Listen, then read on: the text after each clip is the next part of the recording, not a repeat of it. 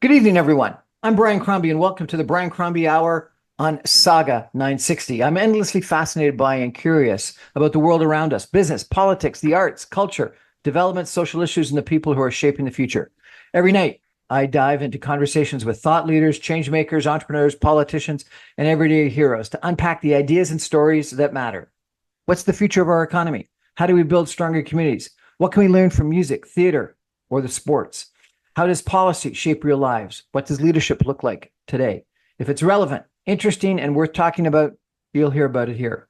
These are real conversations, in-depth conversations. These are ideas worth sharing. This is the Brian Crombie Radio Hour. And tonight, I've got a really fascinating show about Ukraine and what's going on in Eastern Europe with an expert with us tonight. And I'm going to try hard to pronounce her name. Our expert is Olena Kryzhanivska. How did I do? Great, Brian. Thank you. Tell me how to pronounce it correctly. Kryzhanivska, but you did great. Olena Kryzhanivska is a Ukrainian policy analyst and senior editor at the NATO Association of Canada. She has provided expert analysis for the Norwegian Embassy in Turkey and the United Nations Office for Disarmament Affairs. Currently, she authors the weekly Substack newsletter, Ukrainian Arms Monitor, which covers weapons transfers, military cooperation, defense technology, and drone warfare in the context of Russia's war on Ukraine. Wow. How did you get into all this? Thank you so much, Brian. Well, I think the conditions were not the best, were not perfect ones, right? I got into this because of the war, unfortunately, and I continue doing this because of my country, which is fighting and keeps fighting every day, this bloody war. So that's my little contribution. So you personally, you migrated from Ukraine to Turkey and spent 9 years in Turkey, and that's when you did your PhD. Is that correct? Yes, that's correct. And so you must have left earlier than the war that started with the Russian invasion. You left Ukraine when and why? I left Ukraine in 2015. I just wanted to travel. I wanted to explore new countries, new cultures. I'm very international, multicultural type of person. I'm very curious about things. So I went to Turkey as a volunteer. I volunteered in Gaziantep city, which is southeast of Turkey, for first 2 months and then additional project. I worked with Syrian refugee children and youth.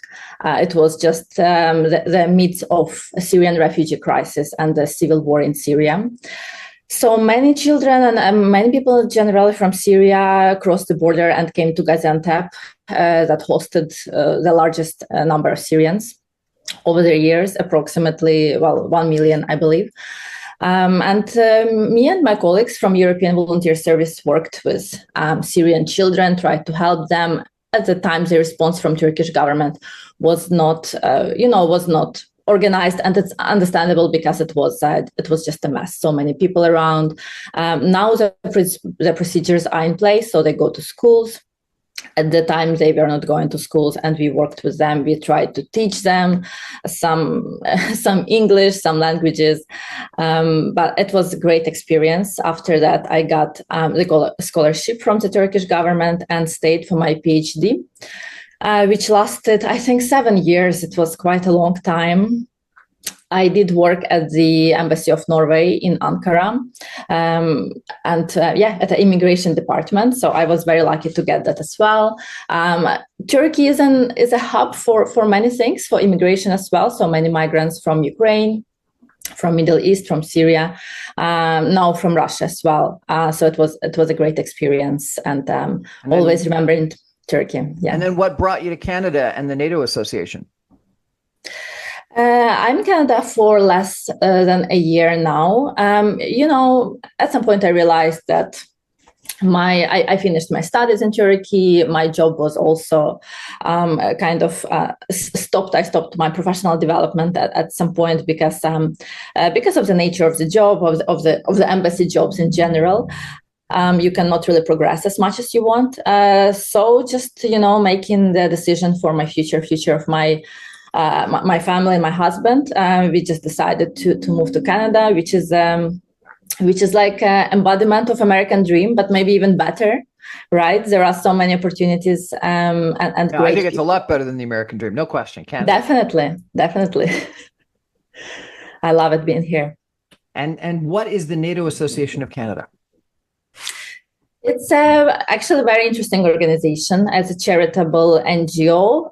It's a non-partisan organization, so we do not work with political parties. We cooperate with all of them as with different representatives, but we do not represent the interest of any political party. We promote the values of NATO, and we inform the Canadians about the importance of NATO for Canada and for the world, especially in the current very, very difficult and challenging conditions when the NATO is challenged, right? So Russia is challenging, and Russia, China, Iran are not only waging the war against Ukraine, but also challenging NATO and the unity of NATO. So I think that's now very important to remind about the value of NATO and what NATO brings to our lives and to lives of Canadians. And you publish a newsletter called Ukraine's Arms Monitor. Tell me what that is, and what do you talk about in this Arms Monitor? Yeah. I started this newsletter in 2024. So actually, very interesting story of how I got to it in the first place. I had an internship at the United Nations Office for Disarmament Affairs that you mentioned, and that's how I got introduced in the topics of security and defense. Before that, during my PhD years, I worked on the migration topic, so it was different. But because of the war, because of my work at the United Nations, I started getting interested in defense, security, weapons. Everything related to it, maybe from another perspective, from the perspective of arms control. I was preparing some reports, some newsletters for UN at the time, but then when I already left United Nations, I wanted to continue because I realized that people do not know so many things that Ukraine is doing. Not all information was available. There are so many information in Ukrainian, Russian, but in English it was less at the time in the area of arms control. And then I just realized that I need to expand it. I need to include everything else because Ukraine is showing like fascinating results on the battlefield, but also because of the resilience of people. They are so creative, so innovative. They are creating so many solutions in defense production and defense tech. And that's how my newsletter expanded. So first it was on LinkedIn. It was just I had it weekly on a weekly basis. I had it 1 year, and then I moved it to Substack. Now it includes 2 weekly newsletters, which are the first one is about general, developments on the battlefield and defense production, where things move forward. But also the second one is about drones specifically because it's such a popular topic and everybody wants to know about drones. There are like hundreds of types of drones that we see on the battlefield in Ukraine, mostly from Ukrainian side, but Russia innovates also extensively and improves its drones and counter drones, actually capabilities. So yeah, I'm just making a general overview of the weekly trends. I would read it myself if I wasn't an author of it, because I'm getting so much interested, motivated, and fascinated every time I get to prepare this weekly newsletters. And then you have a monthly one as well on Russian arms trends. Yeah, that's correct. I wanted to mention that about Russia as well. It was actually. I got advice from my good friend, Balkan Devlen, who I guess was interviewed some time ago here as well by you. He told me, he gave me this great recommendation that, you should do Russia as well, because many people do not really exactly understand what is happening in Russia. We have now many sources about Ukraine, many reports, but Russia is always like a mystery, but in this situation, in a bad sense, because Russia has been doing a lot of military production, getting heavily militarized, and its cooperation with Iran, with North Korea is just growing every day. So people need to know about that. And international audience. So America, Canada, maybe here in Canada, people understand a little bit less these threats coming from these destructive alliances because it's so far, the distances are huge. So maybe Canada is not threatened directly. But again, it's a globalized world, so everything is closer than it seems, right? Canada is involved in many regions in the Pacific, and Russia is there too, and North Korea as well. And what they do to Canadian partners and allies, the possible threats that arise from that cooperation, all of this is very destructive, and it should be emphasized. I think it should be emphasized more, and that's what I try to do with my newsletters. And if people want to sign up for these newsletters and or follow you, what's the best way to do that? LinkedIn or Substack or what? Substack, definitely. It's on Substack, but if they want to follow me on LinkedIn, I publish my regular updates on Substack. So the network is growing, resharing it. So either way is fine. We're going to take a break for some messages and come back, and we're going to really delve into what's going on in the military arms race in Ukraine and Russia. We're going to talk about drones. We're going to talk about technological impediments. We're going to talk about NATO. We're going to talk about arms from the West. This is going to be an interesting conversation with our expert today. Stay with us, everyone. We'll be back in just 2 minutes.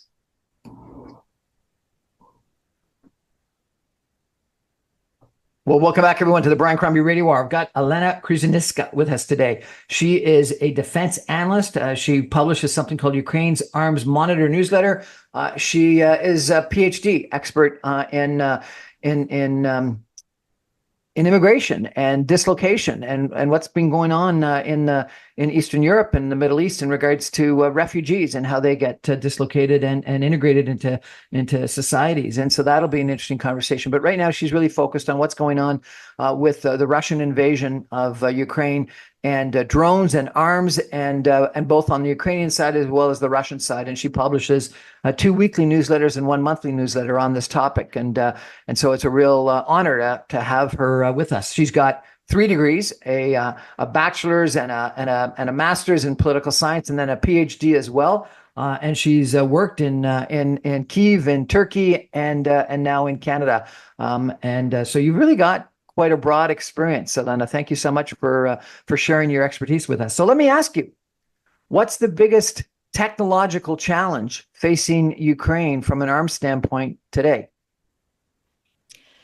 I think there are several. So first of all, let's talk about more kind of things that we see nowadays, and that is really directly threatening civilian population in Ukraine, which is the rising number of drones and all these combined attacks with drones, missiles, cruise missiles, ballistic missiles that Russia is launching every day against Ukraine. I'm told that there's drones that are actually targeting specific people. It's almost assassination attempts. Is this true? Well, it's not entirely true yet. I don't think so. I think there are some, there are some sci-fi movies and videos about that, but I don't think it's true just right now. But everything is moving towards it. So towards more autonomous drones that are pre-programmed to identify the target and just to attack that specific target, those people. If we talk about that, connecting it with my earlier arms control areas that I worked in, it's going to be a real disaster for whole societies if somebody with the terrorist group or any type of extremist group will get those drones and will be able to program them and to target people, opposition or just people from other political views. That's going to be a really bad scenario. But right now we don't have it yet. Okay, well that's luckily. Good. And so these drones, drones at the battlefield clearly. Give us a sense of the different uses. There's ones that are used for observation that are high up and just tell people where the different front lines are. But then there's drones that are actually carrying bombs and ones that are attacking soldiers and attacking tanks. What are these different types of drones that are being used right now? Yeah, well, there are so many, there are drones that are used specifically on a battlefield, but on a very short range. And they are used for some specific just tasks for, destruction of enemy equipment or just infantry of the enemy. FPV drones, that they are very small and they are used within 20 to 40 kilometers. So mostly on the front line. We have also different modifications of those drones. For example, fiber optic drones, the current problem that Ukraine now has on a battlefield. It's the same FPV, like very little quadrocopters, like little drones, but they are being guided by this very thin fiber optic cable that is produced mostly by China right now at the moment. So the problem with these drones are not that that either side is not able to interfere with them with electronic warfare. So with jamming, they are unjammable. That is not a new technology, and that is, but it's been extensively used now on the battlefield. First by Russia, now by Ukraine.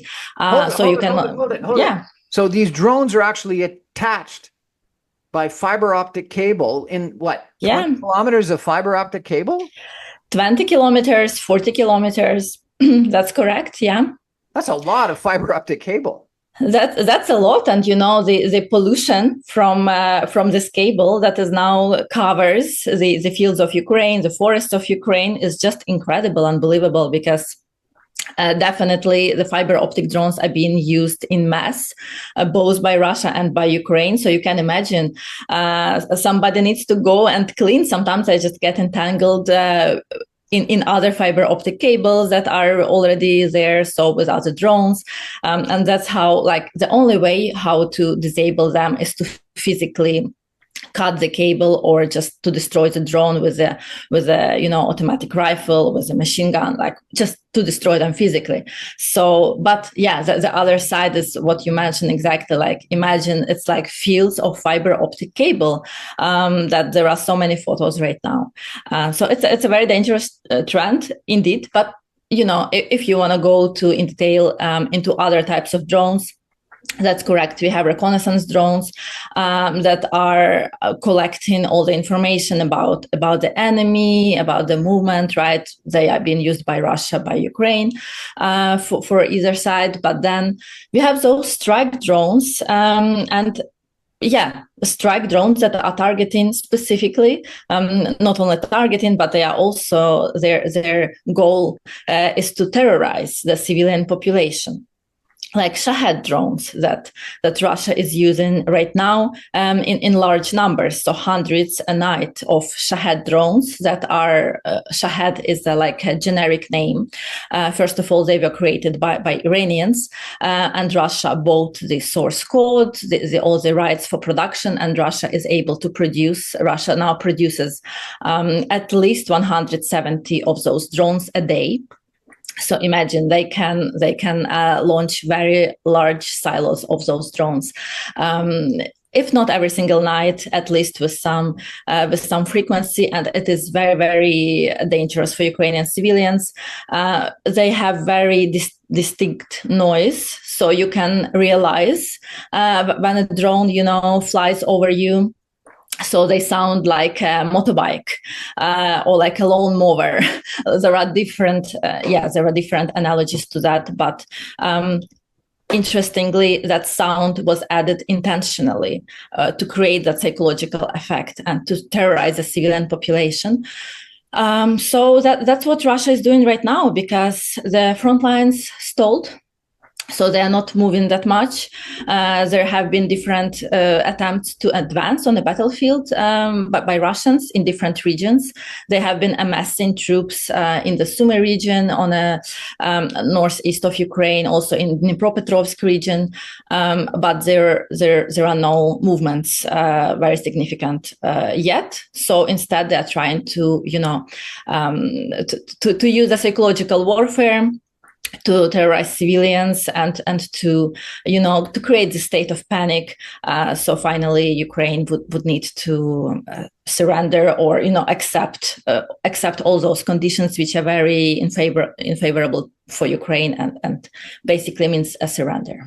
Tell me a little bit about this attack that Ukraine did on Air Force bases way inside in Russia, where they hid the drones in truck lorries. Can you explain what happened there? Yeah, it was a very creative attack. Exactly, like it was 1st of June when it happened, and five Russian bases were attacked, hosting strategic aircraft, strategic bombers. So what Ukraine did? Ukraine actually prepared all this operation during 18 months, so 1.5 years of preparation really went into this operation, and everybody, and when President Trump says that Ukraine has no cards, or uses words like that.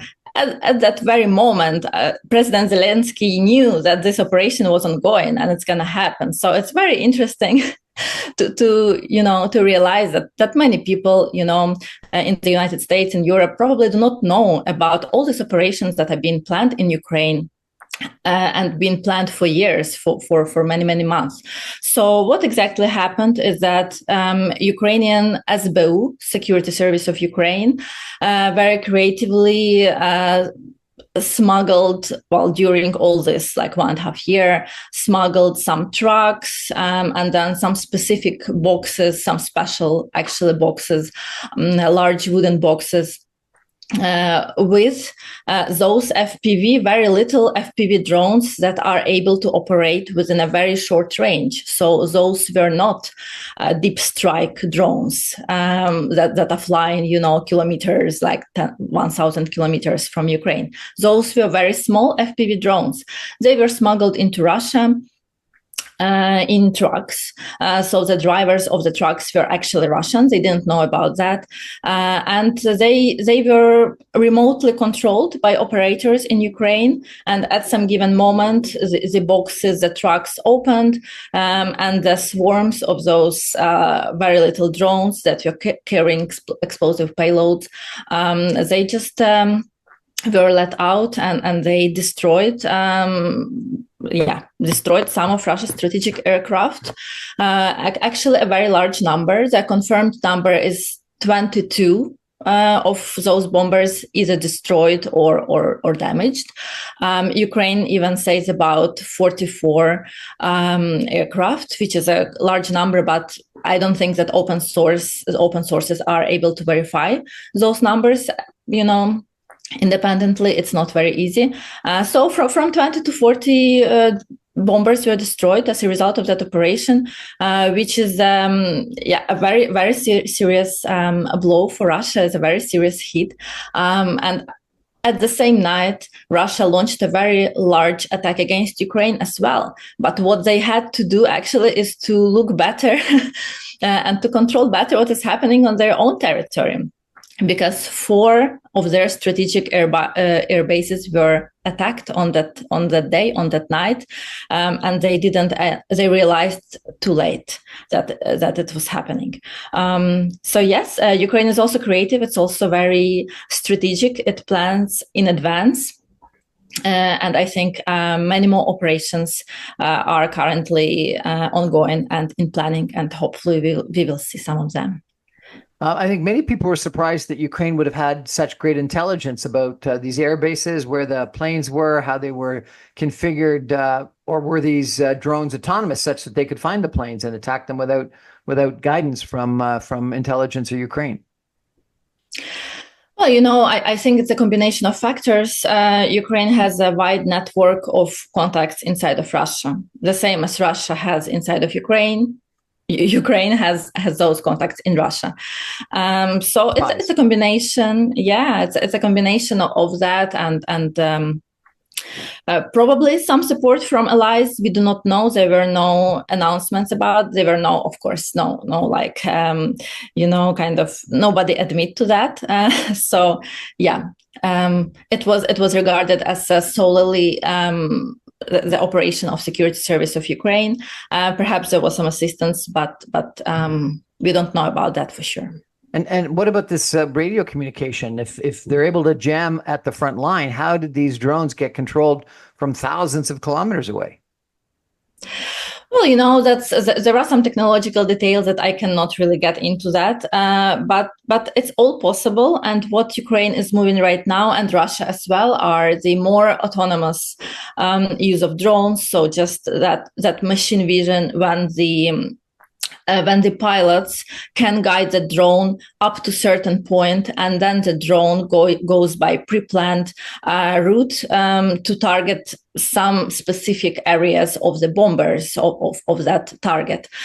So everything was very meticulously planned, and it was very well known where those drones were exactly they would hit, because they cannot just hit somewhere just in a wing. It will do no harm. They had to hit some strategic points in that bomber, like fuel somewhere near that area. So they were flying into those specific kind of holes and areas. So everything was very pre-planned. Ukraine used AI technologies to organize this operation. Ukraine studied Russia, those bombers. Ukraine studied very well the construction. Actually, those bombers were based on the Soviet. Some of them were Soviet designed jets. Some of them were based on the Soviet design. So Ukraine has models of those planes, has some samples from the past in some of its aviation museums. So they conducted a very thorough research and AI scanning to identify those weak spots in Russian bombers and to target and to hit, strategically and to target those specific weak points. It's a very admirable operation. Tell me about marine drones, because we've heard a lot about attacks at Russians' fleets in the Black Sea. Tell me about, what are those? Are those just like boats that are controlled autonomously? They are boats that controlled autonomously. Sometimes those boats carry usual aerial drones, so they are like drone carriers. Now they are used for a variety of purposes. So it's like aircraft carriers of other drones. Fascinating. Yeah. That's exactly what is happening, and it's happening also, in the air as well. So there are mothership drones. That's another type. They are kind of large copters, and they carry very, very little FPV drones, and then they just take them to the specific place, and to extend their operational range, because, as I mentioned, they can work in like from 20 to 40 kilometers. So those mothership drones help them to transport them to specific area, and then FPV drones start their operations. So the same works for naval drones. Ukraine is a leader in this field, and Russia, even though, it's another mystery why Russia hasn't achieved any success in its naval capabilities. Because that's something that's being discussed right now. Ukraine is very active in that field. Ukraine destroyed not just with naval drones, but also with its Neptune missile that is very famous, and the missile that was used to sink the Moskva cruiser. That was a very famous operation back in 2022. So Ukraine, actually, without having active fleet, managed to destroy 1/3 of Russian fleet in the Black Sea, and Russia was forced to retreat, to take its ships somewhere else, out of the range of those drones and of those missiles that Ukraine has. And Russia didn't come up with anything on its own that would, Russia has a fleet, right? So there is no need like Ukraine has. But Russia's fleet was very vulnerable. Russia didn't come up with its own naval drones, and actually is kind of a little bit just, I guess, trying to wait for a better situation, because Ukrainian SBU is launching many operations in Crimea, which is currently controlled by Russia, in the Black Sea. So Black Sea is secure for those important cargo shipments that Ukraine needs to deliver to different countries, and just to continue its trade even in the wartime. It's just amazing what's happened. It seems like warfare has changed fairly dramatically with technology, and I guess that was to be expected. But it is amazing. We're going to take a break for some messages and come back in 2 minutes with our expert on what's going on with the arms race in the Russian invasion of Ukraine. And the question I'm going to ask Olena next is what is the technological challenges that the priorities that Ukraine's defense production has as they think about the next stages of the war. What does Ukraine have to do next? Stay with us, everyone. Back in 2 minutes. Welcome back, everyone, to the Brian Crombie Radio Hour. I've got Olena Kryzhanivska with us tonight. She is an expert on arms, which is fascinating for such a wonderful young lady to be focused on. But what's going on from an arms standpoint and a technological standpoint in the Russian invasion of Ukraine? So we've talked about sort of what has happened. Now I want to talk about what needs to happen. And so if you could, Olena, talk about the top priority areas in Ukraine's defense, production, and innovation. What do you think needs to be the focus? What needs to be done? I can comment on what is the focus from the point of Ukrainian authorities and Ukrainian military, because first of all, in Ukraine, the procurement is decentralized and it's based on the needs of those military units. It's something that we do not see in other countries, including in Russia. Because it's not people in Kyiv, it's not the president who decides what is a priority, right? That's the military units. And now they are basically dictating what will be the trends and what they want to receive. So what we see now in Ukraine is the attempts for localization of production of drones.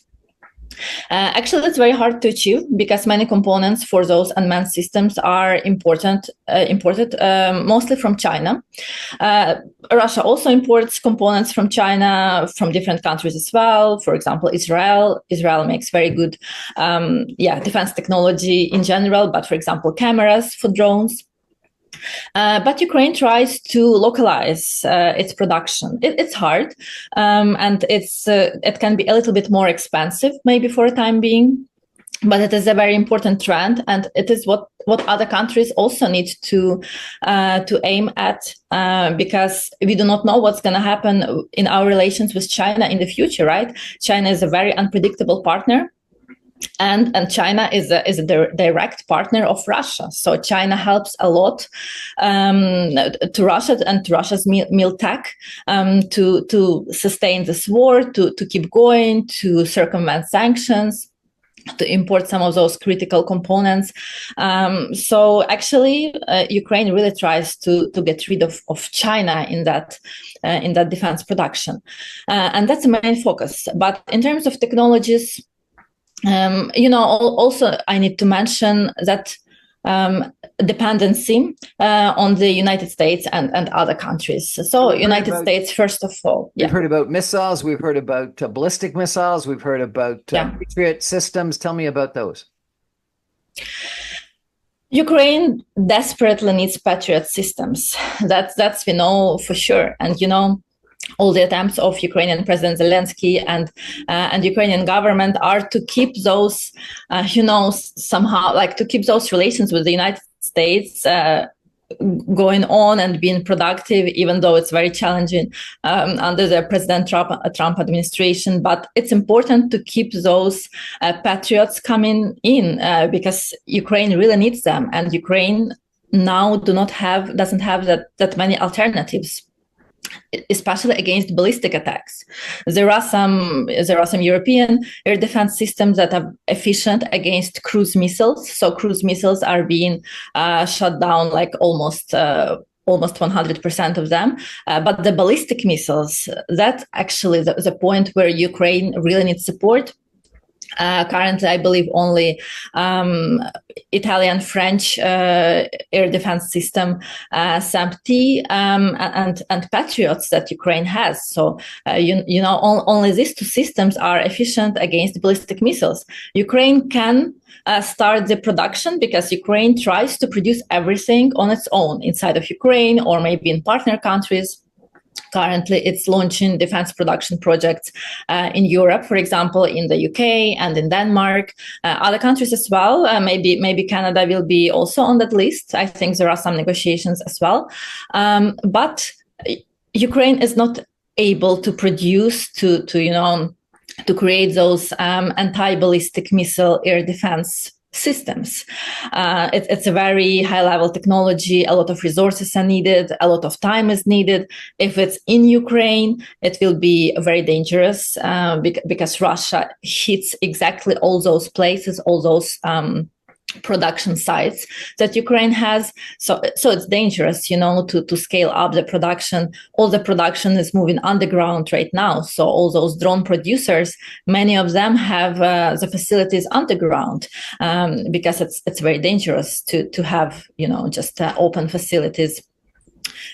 So Ukraine needs that support from the United States, and we hope that it's coming. Recently, it was announced 17 of something. It was really unclear, 17 Patriot systems or just launchers. What exactly President Trump meant by that statement, but I guess some of those systems are now on the way to Ukraine, and missiles as well. We hope for the best. So not entirely, not everything Ukraine is able to substitute with its own production, and Europe as well. So there is still some areas where the support from United States is very crucial. Do you think they're getting that support? Is there a probability that support's going to increase? What's your sense of the politics right now between Russia, Putin, Trump, U.S., NATO, Ukraine, etc.? It is very hard for me to comment because I do not sometimes, it's very hard to understand what is happening in President Trump's mind and how he's being, what was guiding him in his decisions, because 1 week we hear one statement, the other week something else. I think Ukraine counts a lot on his support and on his help. I think honestly, maybe he sees this war and he sees that it's possible to make some sort of negotiation, some sort of peace agreement. He sees it in a transactional way. So it's possible to negotiate with Putin. It's possible to just agree to make a business deal, something of that sort. I think that's how he probably sees this war. But he doesn't realize the gravity of Russia, the gravity of Russia's intentions, and its long-standing, long-ongoing, hostility between Russia and Ukraine, mostly from Russia towards Ukraine. So it's more kind of a war of different mentalities, war of different values, and war for different values, because Ukraine fights for liberty, for freedom of choice, for freedom generally, and Russia wants to just to get back to the Russian Empire, to its imperialism. So I think President Trump doesn't really understand that. He wants to make a deal. Again, he gave 2 months, I think, or what was that? 2 months term to President Putin to reach an agreement. I don't think it's going to happen because Putin doesn't want agreement, doesn't want a ceasefire, doesn't want a peace deal. He wants a capitulation of Ukraine and surrender. I do not think that those days will be productively used by Russia to reach any sort of a sane agreement with Ukraine. So I think that the war will be ongoing. Putin at one point in time, and I think, some of the people in the Trump orbit argued that it was the potential NATO expansion into Ukraine, or at least that NATO expansion into Poland, the Baltic, Finland, etc., that caused Russia to be worried about their own defense. And then the threat of NATO expanding into the Ukraine joining the EU, etc., that caused the Russian invasion. What you said a couple minutes ago was no, it was Russian imperialism. What do you think it is? What caused the Russian invasion of Ukraine? I do think it's a Russian imperialism because it's been a thing that it's ongoing for centuries, and it's not only towards Ukraine. It's towards all countries surrounding Russia, Central Asian countries that are not in NATO, right? Towards Azerbaijan, Georgia. So all these countries, they are not exactly on the west. They are not close to NATO as Ukraine is geographically, but they are still in that zone of influence that Russia considers its own territory. It's everything about how they see Ukrainians, how they see those nations.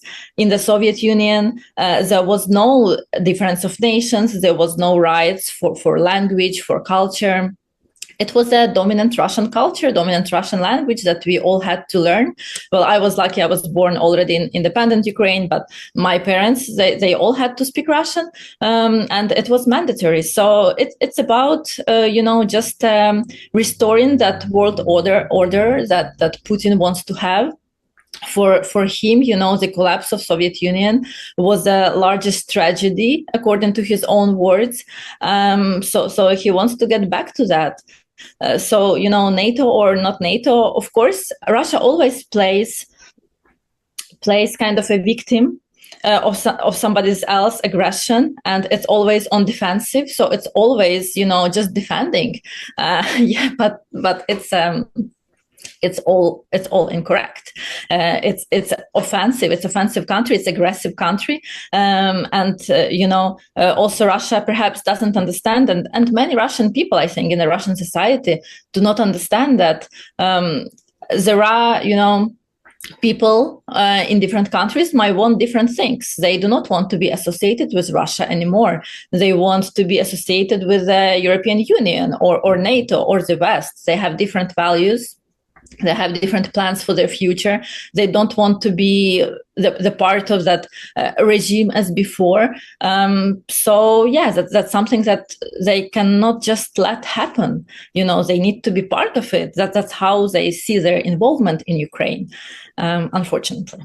We're going to take a final break and come back. And I'm going to ask Olena, what about Canada? She's now working for the NATO Association of Canada, and she's made several speeches and articles about the implications of what's going on Canada. Let's turn to the Canadian focus with some concluding comments in just 2 minutes. Stay with us, everyone. Back in 2.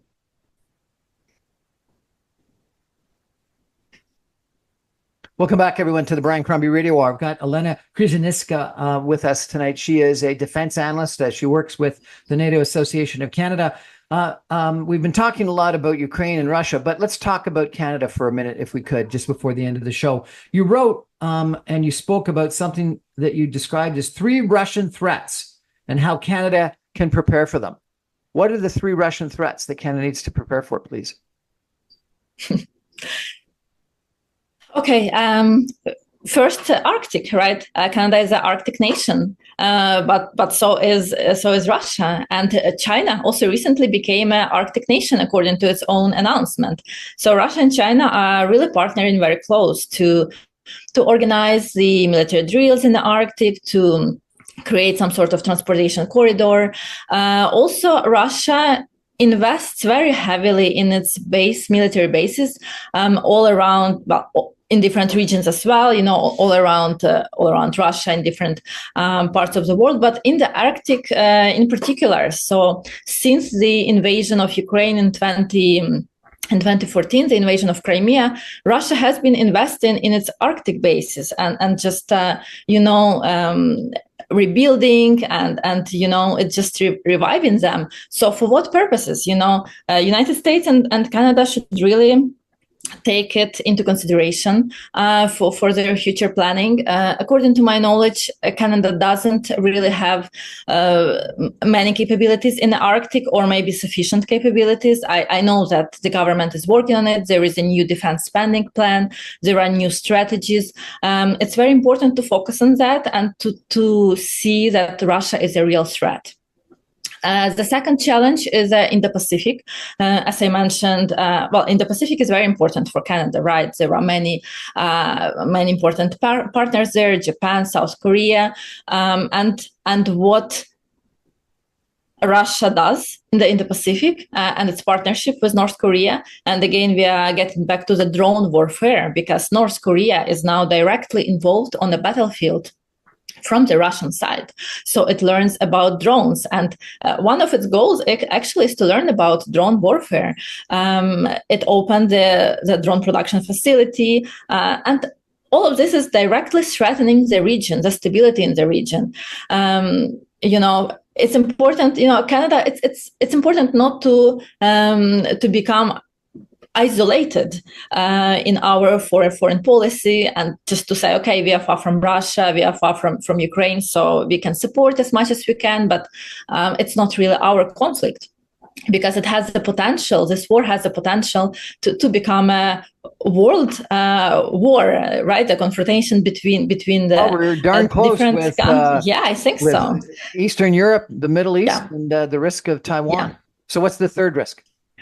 And the third risk is Africa. Africa, actually, it's also Canada just recently published its African strategy. But there are some Canadian businesses operating in Africa, specifically in the mining sector. And what Russia's presence in Africa is very extensive. So I think Russia's military presence is confirmed in at least 7 countries of Africa. There was a very famous, kind of infamous Wagner group there until the head of this Wagner group was killed in Russia.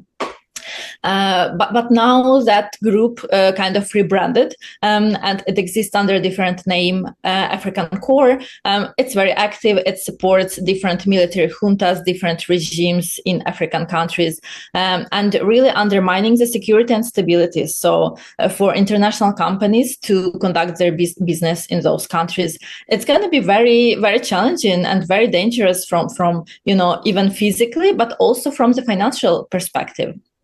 And those threats, Arctic, Canada and Africa and Africa, yeah. Olena, we've only got a minute left. You've got thousands of people listening to you right now. You spoke in Calgary about partnership for lasting peace, Ukraine and Canada in NATO's new era. What's your message to the thousands of Canadians that are listening to you right now in regards to Canada and its partnership with Ukraine?